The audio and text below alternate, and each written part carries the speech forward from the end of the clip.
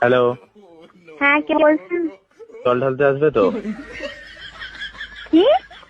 শিবরাত্রিতে জল ঢালতে আসছো তো? কোথায়? শিবের মাথায়। কেন? শিবরাত্রিতে তো মেয়েরা জল ঢালে শিবের মাথায়। আপনি কে বলছেন বলুন তো? আমি শিব বলছি, শিব? ভগবান শিব। ও, উপর থেকে বলছেন? কৈলাস থেকে। কৈলাস থেকে? কৈলাসে আছি।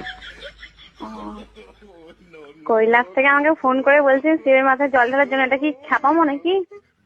বেলপাতা 3টের বেশি আনবে না, 3টে, কারণ তোর মাথায় চাপ আসবে আমার।